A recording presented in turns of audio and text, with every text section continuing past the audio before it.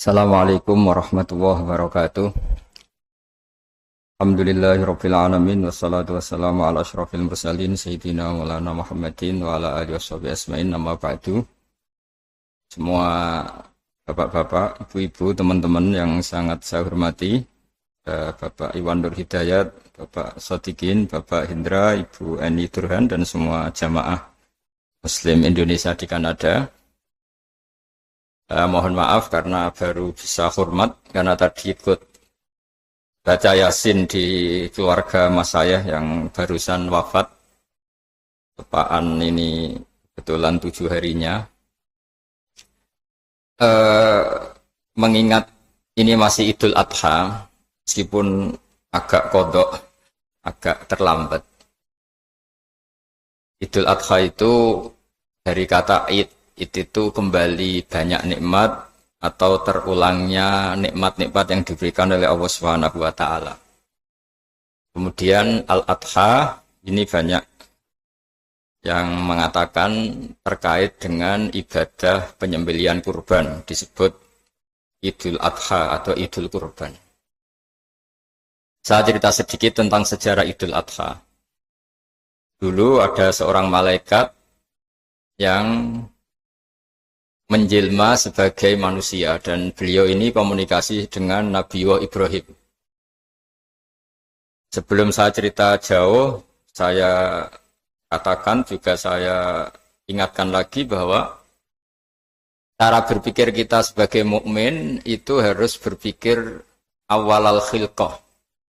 Awal kita dijadikan oleh Allah Ta'ala, yaitu Nabi Adam materinya dari tanah, nyatanya bisa jadi Nabi Adam. Kita dari sperma nyatanya bisa jadi manusia dengan konstruksi yang sempurna. Dengan cara seperti ini nanti bayangkan kekuasaan Allah yang tidak terbatas menjadi mudah. Saya teruskan, si malaikat tadi tanya ke Nabi Ibrahim, saya minta kambing kamu. Oh ya silahkan. Asal kamu melantunkan kalimat tasbih, terus dibaca tasbih, indah sekali, merdu, terus bisa minta tambahan kambing, ya. Sampai beberapa kali. Demi Allah, ini baru kambing, baru hewan. Andaikan anak saya pun, kalau demi Allah saya kurbankan. Singkat cerita, versi riwayat ini, suatu saat Nabi Ibrahim diuji dengan dimintanya anak untuk dikurbankan. Ketika beliau atas nama seorang bapak agak keberatan, terus diingatkan ulang oleh Allah Ta'ala, janji beliau demi Allah, anak pun saya kurbankan. Walhasil akhirnya beliau melakukan itu. Dan karena Allah hanya menguji, tidak niat betulan supaya anak itu disembelih, akhirnya diganti oleh kambing. Jadilah tradisi kurban itu pakai kambing. Kemudian secara fikih ada padanan-padanan yang cukup menggantikan kambing, yaitu ada sapi, ada unta, dan seterusnya, dan seterusnya. Yang menarik dari sekian referensi yang saya baca, dan ini harus disosialisasikan lah. Sebagian versi itu adalah bahwa Nabi Ibrahim ketika diangkat di alam malakut, di alam langit sana, itu ketemu Allah, kemudian Allah tanya, Ibrahim, banyak hamba-hambaku yang durhaka, tidak tahu saya sebagai Tuhannya.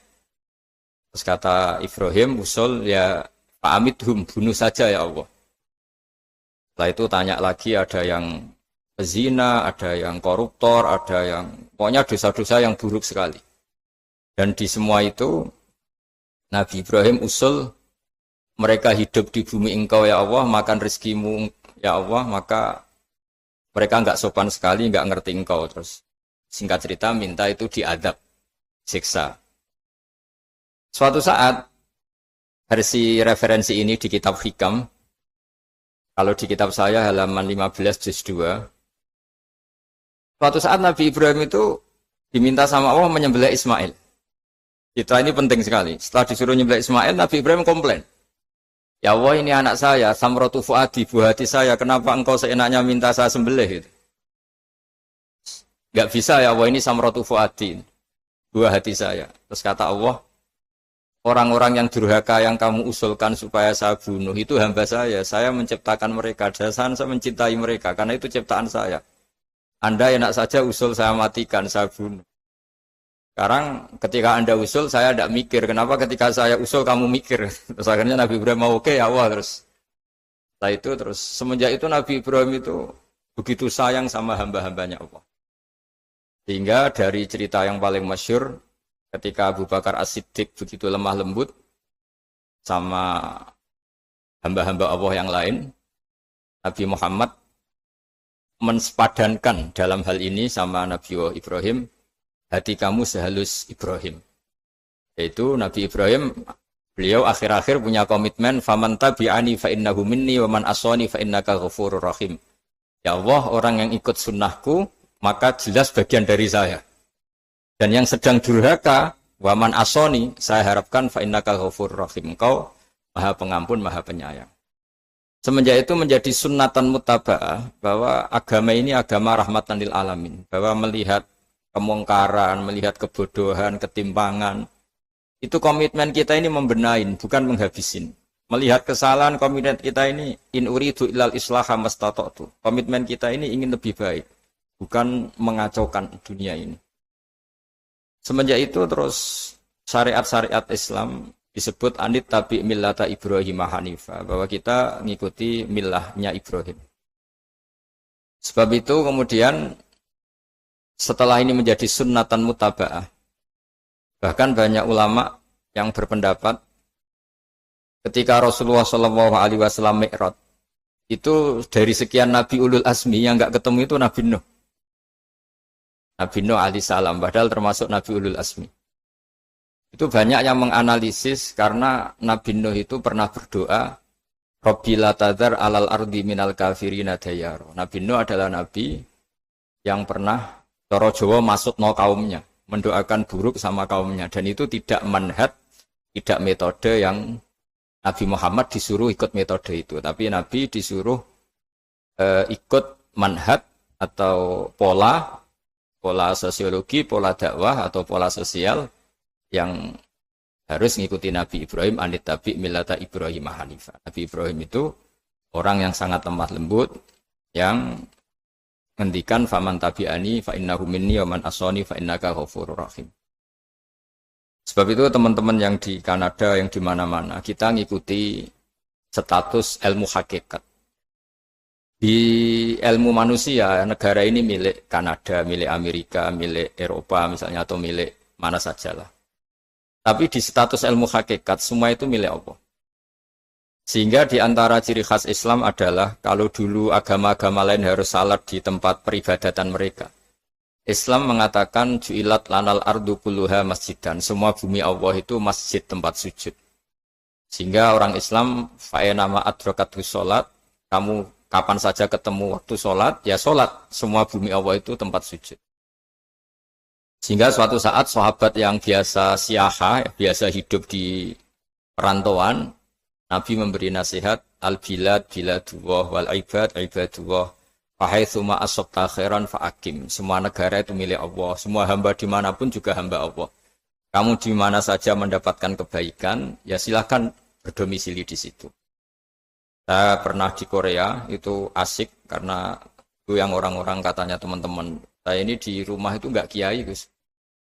Sering di sawah, sering di Tegal. Gara-gara di Korea jadi mufti gitu. Karena nggak ada kiainya itu. Jadi orang-orang yang nggak jadi kiai di Jawa, mungkin kalau di luar Jawa atau di luar Indonesia malah jadi kiai gitu. Artinya gini, pentingnya jadi kiai bukan menjadi gagah, itu enggak, tapi begini. Dulu bawaannya rakyat itu kan kalau ke masjid komplain, ada masjid bocor, kayak ada keran yang kurang baik. Tapi kalau sudah jadi kiai itu tahu rasanya. Betapa nata masjid itu susah, ngelola masjid itu susah, nyari imam itu juga susah. Melanggengkan jamaah juga susah. Jadi pentingnya jadi kiai itu bukan gagah-gagahan jadi imam, tapi bertanggung jawab atas proses yang berjalan. Hingga dulu di antara nasihat bapak saya, bapak itu termasuk orang yang nggak suka sama orang tawadhu, orang yang sopan. Dulu saya juga iskal itu janggal. Kata bapak, wong tawadhu itu apik, orang sopan itu baik. Tapi biasanya itu cara orang menghindari tanggung jawab. Disuruh jadi kiai nggak mau. Tapi kalau ada kiai salah komplain itu. Disuruh jadi menteri nggak mau. Kalau ada menteri salah komplain itu. Disuruh jadi apa nggak mau. Kesannya tawaduk, tapi sebenarnya hanya ngindari tanggung jawab. Disuruh pidato nggak mau. Disuruh jadi MC nggak mau. Tapi kalau ada orang salah komplain itu. Jika kata bapak tawaduk itu baik, asal tawaduk betul. Gitu. Tapi kebanyakan nggak, tawaduk itu ngindari tanggung jawab sambil cari salahnya orang lain. Nah ini yang tawaduk yang akhirnya kurang baik. Nah teruskan, jadi Nabi Ibrahim ini panutan yang luar biasa. Beliau adalah orang yang alami sekian proses sosial yang akhirnya diakui sebagai Khalilur Rahman, orang yang sangat dicintai Allah Ta'ala. Di antara sebab dicintainya Nabi Ibrahim adalah seperti yang dialami Nabi Adam. Nabi Adam ketika turun di bumi, itu keresahan pertama itu bukan karena kurang makanan atau kurang minuman, itu enggak. Beliau turun di bumi, mendapati bangsa yang lain, kalau dalam kitab disebut Banul Jan. Itu dia janggalnya Masya Allah. Ini orang makhluk-makhluk ini kok tidak kenal sama Allah yang menciptakannya. Kan aneh ya kalau kita hidup di Kanada terus nggak tahu PM-nya siapa, Perdana Menterinya siapa, kita hidup di Indonesia nggak tahu presidennya siapa. Itu kan aneh. Kita hidup di kampung nggak ngerti lurahnya siapa aja aneh. Ini hidup di buminya Allah kok tidak tahu Allah itu siapa. Nggak pernah menyebut Allah. Padahal harusnya yang paling dikenal pertama itu ya zat yang menciptakan kita, menciptakan langit bumi dan sebagainya. Sehingga beliau itu gerutu itu komplain. Ya Allah ini nggak fair dunia ini, engkau yang menciptakan, engkau yang memberi rezeki, kemudian mereka tidak kenal engkau. Ini kata Nabi Adam alaihissalam. Barokahnya komplain itu, jadi komplain itu yang diridhoi Allah juga banyak. Akhirnya Allah meridhoi Nabi Adam, dosa-dosanya, salahnya itu diampuni. Ya ukuran seorang nabi beliau dianggap salah itu diampuni karena keresahan beliau itu takut Allah nggak dikenal. Nah, masjid yang di Kanada di Montreal juga ketakutan kita ini jangan sampai orang Islam tidak punya tempat ibadah. Meskipun setelah punya tempat ibadah, ketakutan kita jangan-jangan ibadahnya tidak sesuai sunnah Rasul. Setelah sesuai sunnah Rasul kita takut lagi, jangan-jangan memaksa sesuai tapi karena ingin benar. Dan setelah ingin benar, takutnya secara tasawuf ngimani kebenaran itu. Bukan ngimani rahmatnya Allah, tapi ngimani kebenaran itu. Akhirnya jadi ujub. Ujub itu bangga amal diterima karena kebaikannya, bukan karena fadlnya Allah, karena anugerah. Nah ketakutan-ketakutan ini khas orang soleh. Orang soleh itu kalau nggak sholat takut. Setelah sholat takut nggak sesuai syarat rukun. Setelah sesuai semua takut iktimat alal amal. Membanggakan kebenaran, tapi bukan membanggakan luasnya rahmatnya Allah Ta'ala. Sehingga di luar ilmu fikih ada ilmu namanya ilmu tasawuf, ilmu yang mengelola hati. Jadi ibarat orang itu kalau yang paling masyhur dalam cerita-cerita orang sufi, ada orang sudah masuk surga karena tidak pernah dosa sama sekali. Ini cerita-cerita yang melegenda di dunia tasawuf. Tanya Allah, kenapa kamu masuk surga? Karena saya taat terus ya Allah, nggak pernah maksiat sama engkau. Berapa lama kamu hidup di dunia? 80 tahun. Ya sudah, karena taat kamu 80 tahun, ya surga kamu 80 tahun. Ya komplain, ya Allah katanya surga selamanya. Kenapa ini hanya 80 tahun? Yang selamanya itu rahmat saya. Kalau amal kamu kan terbatas 80 tahun, maka balasannya hanya 80 tahun. Nah semenjak itu beliau sadar, oh ya Allah, masuk surga itu fadlmu, anugerahmu. Amal saya tidak ada bandingannya dengan surgamu. Nah ini jadi sehingga keyakinan ahli sunnah wal jamaah diantara ciri khasnya adalah masuk surga itu karena fadlnya Allah, karena anugerahnya Allah. Maksudnya itu, oke, kita amal, tapi amal kita tetap terbatas. Tidak memberi kontribusi pada kerajaan Allah, pada kedikjayaan Allah sebagai Tuhan. Yang tidak terbatas adalah fadlnya Allah Subhanahu wa Ta'ala. Nah, keresahan-keresahan ini kemudian yang diwariskan oleh para nabi ke ulama-ulama. Di keresahannya ulama itu mirip-mirip keresahan nabi. Nabi dulu itu sampai dakwah, sampai sosialisasi kebenaran itu takut Allah itu la yuzkaru fi mulki. Allah tidak disebut, tidak menjadi aktor. Kan tidak fair kita misalnya nempat di negara orang terus nggak tahu duta besarnya siapa, terus kalau ngurus paspor di mana, ngurus visa di mana. Ini sama, kita hambanya Allah tapi nggak pernah ngurus status kehambaannya. Harusnya kita ngurus status kehambaan kita dengan sholat, berarti kehambaan kita hidup. Dan baca tasbih berarti kehambaan kita hidup. Makanya dalam sebuah ayat disebutkan masuk surga itu gampang. Yang susah itu kamu masuk status kehambaan itu. Makanya disebut ya aja Tuhan nafsul mutmainnah Irji'i ila rabbiki radiyatan mardiyah. Pertama apa? Fadkhuli fi ibadi. Kamu harus masuk status sebagai hambaku dulu. Baru wadkhuli jannati, baru kamu masuk surga. Jadi orang boleh nikmati fasilitas negara lain kalau visa paspornya disahkan. Orang boleh masuk surga kalau status kehambaannya disahkan oleh Allah Subhanahu wa taala. Nah, lalu status kehambaan itu dimulai dari mana? Secara fisik kita sujud. Anggota tubuh yang begitu terhormat namanya kepala kita tundukkan kepada Allah taala. Hati kita, akal kita yang ingin menguasai dunia misalnya, ambisi itu kita kalahkan untuk hanya tunduk kepada aturan-aturan Allah Subhanahu wa taala. Kekhawatiran kita akan menghadapi alam akhirat, nah ini yang penting. Nanti setelah kita mati kayak apa, jadi debu, jadi tanah, lalu bangkit kita gimana? Sebagaimana mukadimah saya, ingatlah an-nas'atil ula. Ingatlah penciptaan pertama, bahwa Allah punya reputasi menciptakan Nabi Adam dari tanah, dan di tubuh Nabi Adam itu tersimpan calon generasi berikutnya ila yaumil qiyamah. Kayak apa susahnya bikin Nabi Adam kalau andikan kita boleh berpikir. Bikin satu master manusia yang akan melahirkan manusia seluruh dunia. Ibaratnya chipnya itu sudah ada di punggung Nabi Adam. Dan itu materinya dari tanah.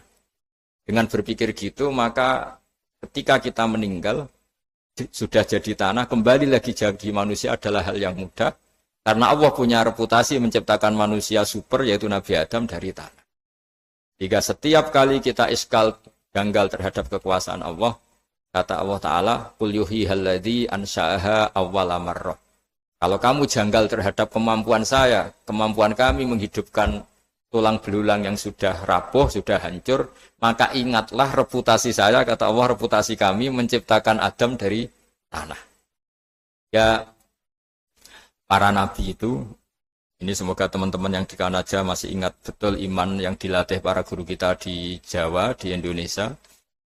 Para nabi itu saking imannya sama Allah, itu tidak ada, sampai kasarnya itu nggak tahu bedanya antara hal itu masuk akal maupun tidak. Saya beri contoh begini, kalau dalam ilmu tauhid, dan ini harus kita latih terus sampai ketemu Allah Ta'ala. Ketika telur jadi ayam, itu sebetulnya itu kita juga tidak ikut mampu bikin telur jadi ayam. Tapi berhubung sering terjadi, kita bilang telur jadi ayam itu mungkin. Mungkin itu ya mungkin sering terjadi. Padahal sering terjadi ini juga tidak yang jenis kita ikut berkontribusi. Lalu ketika sering terjadi ini kita bilang itu mungkin. Padahal saat kita bilang mungkin, juga hakikatnya kita tidak ikut menciptakan telur menjadi ayam. Lalu karena seringnya telur jadi ayam kita bilang telur jadi ayam itu mungkin. Mungkin itu gak muhal. Begitu juga bebijian, nanti jadi pohon besar, yang rindang, yang berbuah, kita katakan mungkin. Kenapa kita katakan mungkin? Karena itu sering terjadi. Oh, kita pun tidak ikut menciptakan biji jadi pohon besar, telur jadi ayam. Artinya apa? Zaman sesuatu itu sering terjadi, kita pun sebetulnya tidak pernah ikut menciptakan. Hanya menyaksikan sering, terus kita bilang itu mungkin. Tapi kita tidak memberi kontribusi sama sekali. Semua itu karena kudrohnya Allah, kemampuan Allah. Lalu ketika ada orang yang bilang batu ini bisa melahirkan unta, kita bilang muhal, batu itu tidak mungkin melahirkan unta. Tapi kalau seorang nabi itu nggak tahu bedanya antara batu melahirkan unta dengan indukan unta melahirkan unta. Karena nabi-nabi itu makomnya sudah sangat tinggi. Ketika unta induk melahirkan unta juga tidak atas kemampuan unta induk. Unta induk tidak punya kemampuan menciptakan unta. Juga karena kudrohnya Allah Ta'ala. Jika kalau batu mengeluarkan unta juga mungkin kalau Allah menghendaki. Hingga ketika Nabi Soleh diminta kaumnya, apa bukti engkau Nabi? Tunjukkan ayat kalau engkau Nabi. Yang kamu minta apa? Seekor unta keluar dari batu besar ini. Nabi Soleh dengan entengnya berdoa sama Allah dan keluarlah unta keluar dari batu. Nah itu makom yang paling tinggi. Makom paling tinggi itu kita mendudukkan Allah sebagai zat yang tidak terbatas kudrohnya. Hingga para nabi itu terus punya mukjizat. Nah, mukjizat itu mengingatkan ulang bahwa Allah itu tidak terbatas kemampuannya. Bagaimana unta keluar dari batu besar zaman Nabi Soleh, zaman Nabi Muhammad air keluar dari jemarinya Rasulullah SAW. Nabi Ibrahim dibakar tidak mempan, tetap sehat, tetap bugar. Karena semua ini sebagai bukti bahwa kudrahnya Allah tidak terbatas. Nah, iman-iman seperti ini harus kita jaga. Apapun rasionalitas kita, dan meskipun kita selalu rasional, tetap menyisakan iman bahwa kudrah Allah itu tidak terbatas. Sehingga ketika ada cerita kematian orang soleh itu ditangisi langit dan bumi, kita tidak usah iskal, tidak usah jangkal, masa bumi bisa menangis? Karena kita yang sekarang bisa nangis adalah materinya dari tanah, materinya dari bumi. Terus iman ini kita jaga sehingga kalau kita yasinan, masih ingat, Allah kalau mengingatkan kudrahnya yang tidak terbatas, manusia disuruh ingat, qul yuhyihalladzi ansha'aha awwala marrah. Kamu harus ingat bahwa Allah itu yang menghidupkan kamu, menghidupkan semuanya ketika kamu belum menjadi seperti ini. Jadi intinya itu kita ingat meskipun telur itu lazim jadi ayam, tetap tidak karena kudrahnya ayam itu, tapi karena kudrahnya Allah.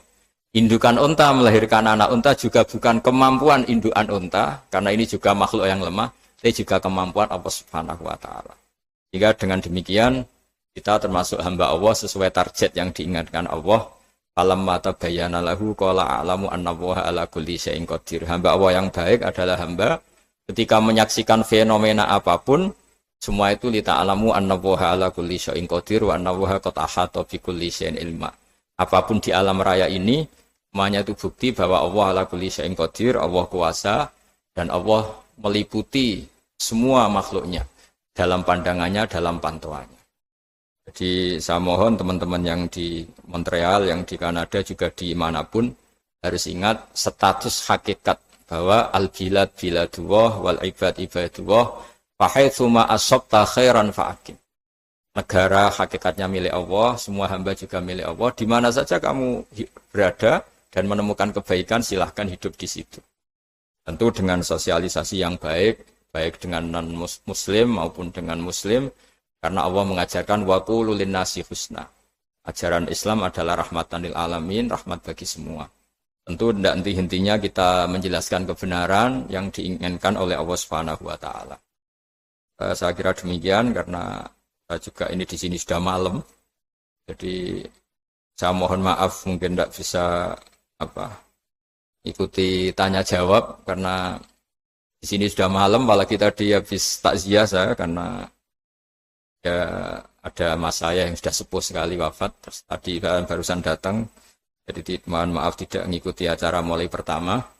Tapi saya mohon ayat-ayat Quran yang saya terangkan tadi bahwa untuk mensifati Allah kudrahnya tidak terbatas, ingatlah bahwa kita yang secerdas ini, yang sehebat ini, kita semua manusia yang cerdas begini, matanya bisa melihat, hatinya bisa merenung, otaknya bisa berpikir cerdas, itu dari materi tanah. Dan Allah mampu. Allah bisa bikin orang miliatan gini dari satu orang manusia namanya Nabi Adam. Kayak apa susahnya bikin konstruksi Nabi Adam kalau boleh dibahasakan. Dan itu Allah punya reputasi mampu.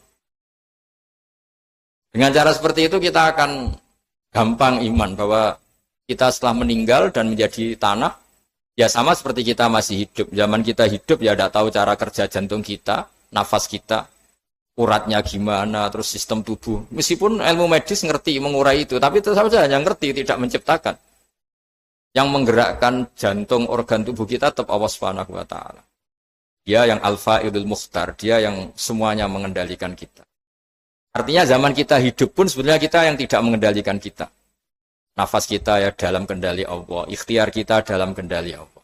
Sama setelah kita mati juga dalam kendali Allah. Ya guru-guru kita semuanya melatih inna sholati wa nusuki wa mahyaya wa mamati lillahi rabbil alamin. Hakikat ibadah kita, hakikat hidup kita, hakikat mati kita, semuanya tidak dalam kendali kita. Semua itu dalam kendali Allah Ta'ala. Dengan demikian terus kita insya Allah ingin jadi hambanya dulu. Baru setelah jadi hambanya, baru sah menjadi ahli penghuni surganya. Wadkhuli fi ibadi, baru wadkhuli jannati. Masuklah berstatus sebagai hambaku, baru engkau, kalian semua layak menjadi penghuni surgaku. Mohon maaf atas semua kesalahan. Billahi taufik. Wassalamualaikum warahmatullahi wabarakatuh. mudah-mudahan apa yang telah disampaikan tadi bisa menambah keimanan kita dan ketakwaan kita kepada Allah Subhanahu wa taala. Assalamualaikum warahmatullahi wabarakatuh.